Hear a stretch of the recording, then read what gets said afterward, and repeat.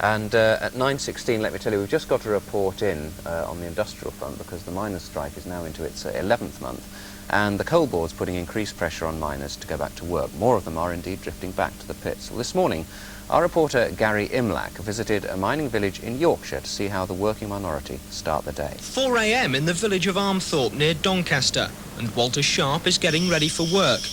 That's a rarity in this area, where just 400 men have gone back to their pits out of a total workforce of 11,700.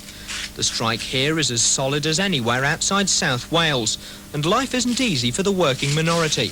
It's not easy, but I've got my family to look after, and I just want the right to go to my work without any intimidation.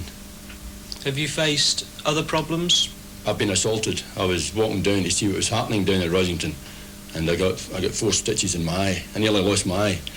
I mean, the people that actually assaulted me were on the picket line. There was a crowd there, and they just surrounded me, and the chap just stood right in front of me and kicked me. He kicked me right in the leg, and then they just started kicking and punching me, and they threw me over a wall into a garden, and then they set about me. They stoned me, a big hail of stones came down, you know.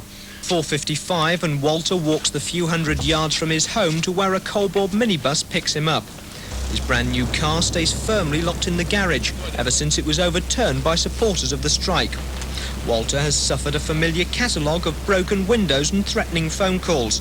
He believes more men would go back if it wasn't for intimidation. They want a greater number to return. We've only got about 58 men at Rosington working at present, but I believe the majority of men would return. It's only for the fear of intimidation and violence. 5:45, and Walter is on board the NCB battle bus heading into Rossington Colliery. Just 55 men are at work here out of 1,500, and the ride into work can be rough.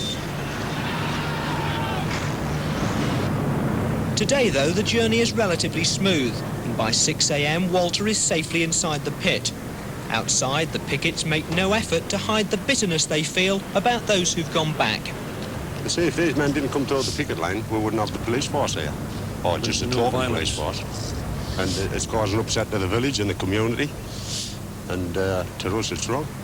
The daily routine here at Rossington is one that's being repeated at pits all over the Doncaster area this morning. The drift back to work nationally may be undeniable, but in areas like this one and South Wales, it's virtually non-existent. And in the final settlement to the coal dispute, whatever that may be, the strength of feeling at pits like this one will have to be taken into account.